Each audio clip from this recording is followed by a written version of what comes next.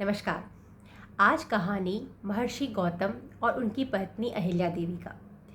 तो श्री रामचंद्र जी, विश्वामित्र और लक्ष्मण विशालापुरी में राजा सुमति के महल में विश्राम करने के उपरांत अगले दिन मिथिला की ओर बढ़ते हैं। जब वे मिथिला पहुंचते हैं तो वहां श्री रामचंद्र जी एक उद्यान को देखते हैं, जहां पर एक आश्रम सा बना हुआ होता है, परंतु वहां कोई मुनि उन्हें नज़र नहीं आता। तो जिज्ञासावश जो श्री रामचंद्र जी विश्वामित्र जी से पूछते हैं कि यह आश्रम इतना सुना सुना क्यों है। ये इतना सुंदर आश्रम है, परंतु यहाँ तो कोई मुनि तपस्या भी नहीं कर रहे हैं, इसका क्या कारण है। तब विश्वामित्र जी उन्हें महर्षि गौतम और देवी अहिल्या का कहानी बताते हैं।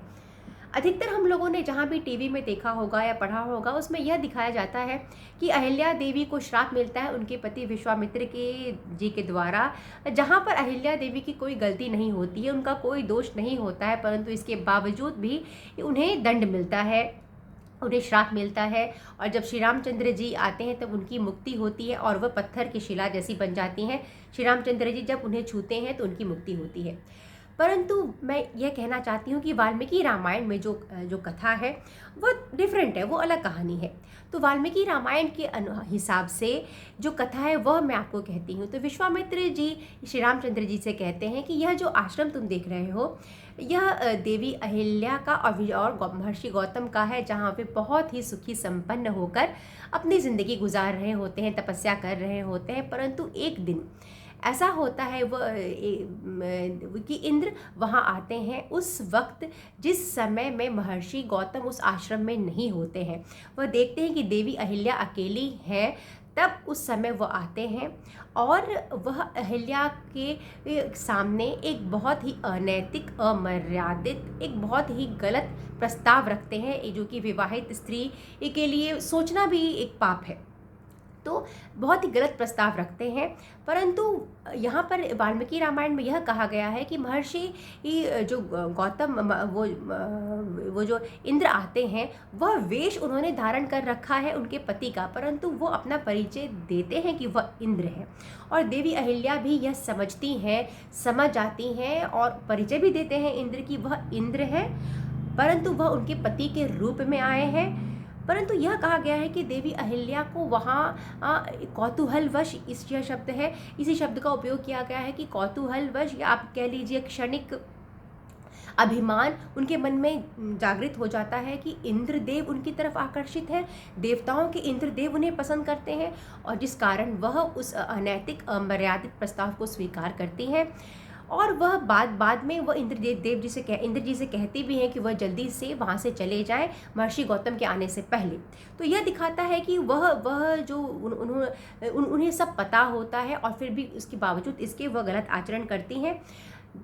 लेकिन तभी उनके पति महर्षि गौतम आ जाते हैं। वह देखते हैं यहाँ पर इंद्र को और अपनी पत्नी को, उन्हें सब बात वो समझ में आ जाता है और वो दोनों को श्रापित करते हैं। सबसे पहले वो इंद्र को यह श्राप देते हैं कि वो अंडकोश से रहित हो जाए, और अपनी पत्नी को श्राप देते हैं कि वो कई हजार वर्षों तक हवा पीकर या उपवास में रहकर यहाँ पड़ी रहेंगी, किसी को नज़र नहीं आएंगी, और हजारों वर्षों के बाद जब दशरथ नंदन राम वहाँ आएंगे तभी उनकी मुक्ति होगी। और तब मुक्ति होगी जब उन्होंने अपने लोभ पे और मोह पे नियंत्रण पा लिया होगा। तो यहाँ दोनों को श्रापित करते हैं, परंतु अपनी पत्नी को जो श्रापित करते हैं उसमें कहीं ना कहीं उन्हें अहिल्या के प्रति उनका प्रेम भी नजर आता है। वो क्रोधित है, वह श्रापित कर रहे हैं, परंतु साथ वह अहिल्या को कुछ सिखाना भी चाहते हैं कि उनके लोभ पर और मोह पर नियंत्रण हो, इंद्रियों पर नियंत्रण हो, जिस कारण वह उन्हें यह श्राप देते हैं कि वह तपस्या करें।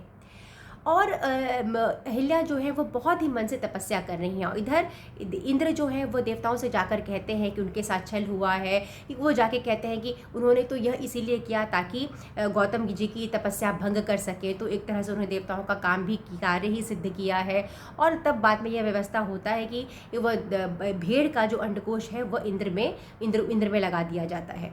और इधर जो देवी अहिल्या हैं वो बहुत ही मन से, निष्ठा से तप कर रही हैं। हजारों साल बीत जाता है, वो तप कर ही रही होती हैं।